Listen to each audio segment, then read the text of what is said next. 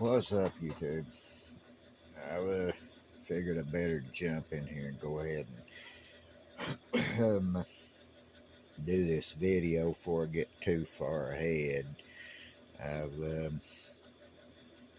got some color on things, and instead of doing the salt technique, I kind of went with a little baking soda on these places, and I'd already been scratching around at it, smoothing out the edges and feathering it out and all of that. And you can kind of see what it looked like. I just put a little water on it and sprinkled baking soda on it, and it does pretty good. It sands off a lot easier than the salt. Um, I think. I don't really know for a fact, but it just seems to me. But I'm kind of working at it, and I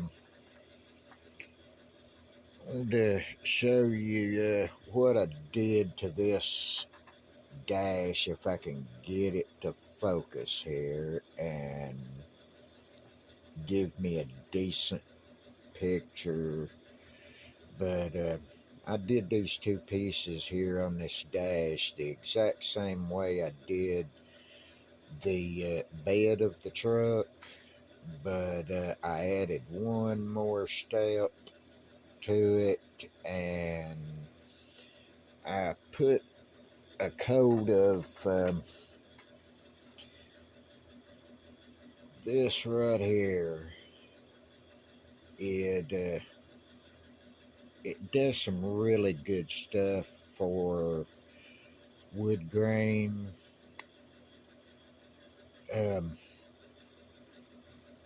Really kind of gives it a cool look. I like it and use that technique quite a bit. I used to use the Duplicolor orange anodized, which is it's a clear, almost like a candy coat, and it worked really good. I've used it for a long time, but I hadn't been able to get a hold of the Duplicolor in a while. The part stores have to order the stuff. I don't know why they won't keep those colors stocked. All they really keep in stock is the blue, red, and purple, I think, and I have plenty of those. But you guys can kind of see that that paint. I try to just kind of dust it in some places, just not cover it all the way. It seems to help out a little bit when I go to doing the weathering part with the Vallejo, and it helps in the sanding through in places like this hood. I will lightly sand through on some of these places that you can kind of tell got a little thin. It was did on purpose, just for effect, and I really don't know where this thing is actually gonna land. I hope I have stopping sense and don't overdo it like I usually do. I think I've actually weathered two vehicles that didn't really go further than what I actually wanted them to go, but yeah, guys, when I I take 400 grit sandpaper after I have got something to this far, I will take this and just lightly kind of start doing little circular motions and all different directions, really. But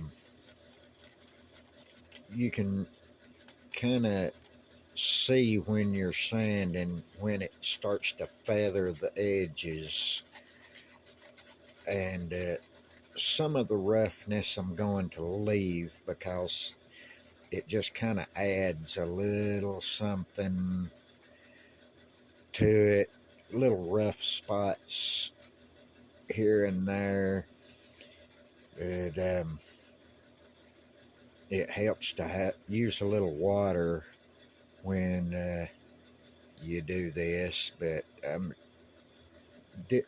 doing this because the water's on the other side of my tripod here, and it's going to be a problem. But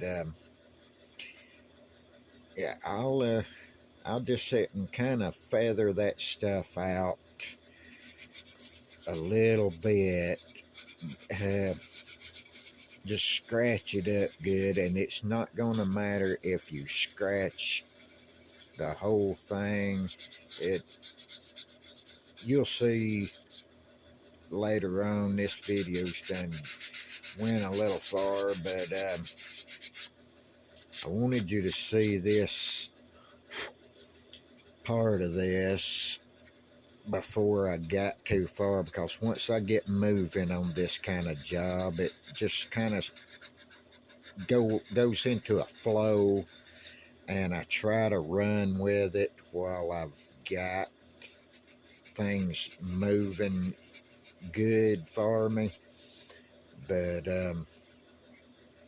I'll get everything scratched up like this pretty much, and then I will switch over to a little bit fine sandpaper, um, probably 1,500 or 2,000, something in the neighborhood, maybe even 1,200.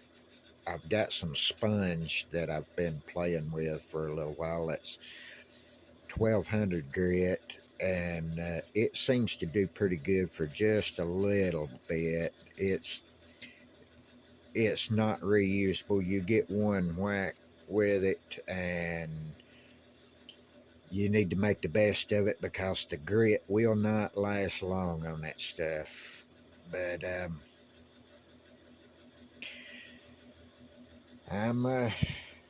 I'm slowly getting a little bit done on this thing, and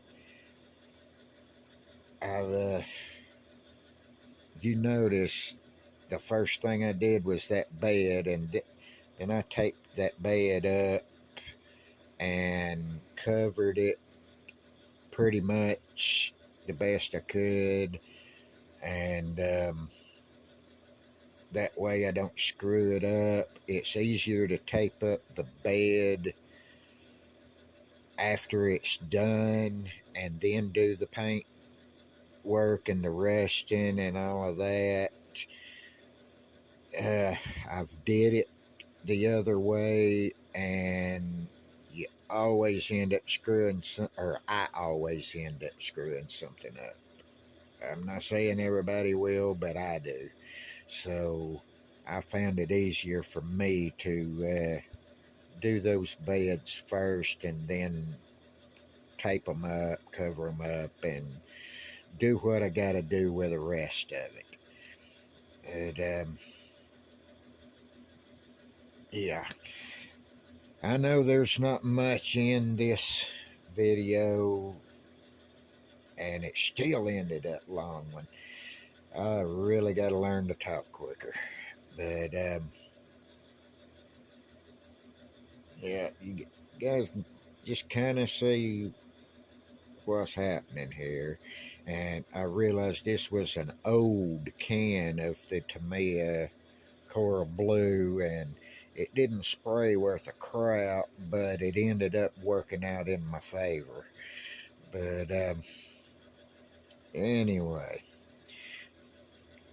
I get this done, then I'm gonna start playing with some of this Vallejo